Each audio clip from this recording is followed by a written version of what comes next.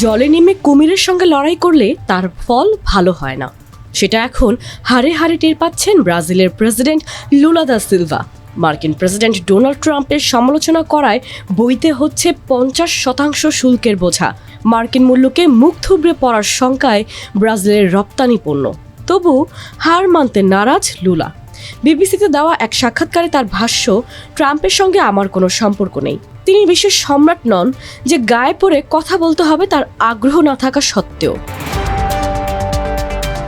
ট্রাম্পের সঙ্গে লুলার বিরোধ দীর্ঘদিন ধরেই। সাবেক ডানপন্থী প্রেসিডেন্ট জাইর বলসোনারোর বিরুদ্ধে অভ্যুত্থানের চেষ্টার বিচার করায় লুলার উপর বেজায় ক্ষুব্ধ ট্রাম্প। নানা সময় সেটা প্রকাশও করেছেন তিনি। ছেড়ে কথা বলেননি লুলাও, প্রকাশ্যে ট্রাম্পের সমালোচনা করেছেন। তবে এতদিন ছাড় পেলেও দ্বিতীয় মেয়াদে ক্ষমতা গ্রহণের পর লুলাকে বশে আনতে 50% শুল্কের বোঝা চাপান তিনি, যাকে রাজনৈতিক ও একপাক্ষিক বলেই অভিযোগ লুলার। সেই সঙ্গে তার ভাষ্য, এর খেসারত মার্কিন ভোক্তাদেরও দিতে হবে। ব্রাজিলের কফি ও গরুর মাংসের বিকল্প তারা সহসায় পাবে না।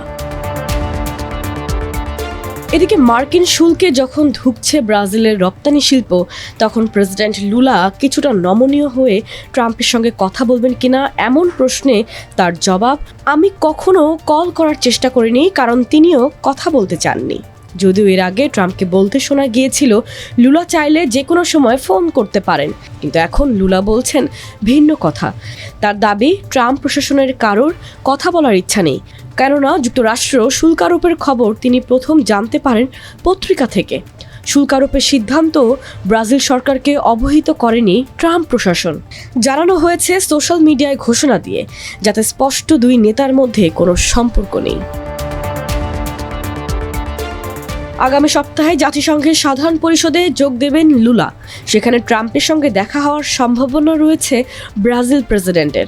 দেখা হলে কি করবেন, এমন প্রশ্নে লুলার উত্তর, অতীতে মার্কিন প্রেসিডেন্ট, যুক্তরাজ্যের প্রধানমন্ত্রী, ইউরোপীয় ইউনিয়ন, চীন, ইউক্রেন, ভেনেজুয়েলা সহ বিশ্বের প্রায় সব দেশের সঙ্গেই আমার সুসম্পর্ক ছিল, কিন্তু ট্রাম্প ব্যতিক্রম।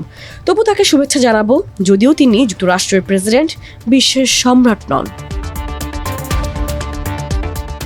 ট্রাম্পের সঙ্গে এমন আদায় কাজ করার সম্পর্কের কারণ কি? কেন গড়ে ওঠেনি দুই রাষ্ট্রপ্রধানের মধ্যে সম্পর্ক?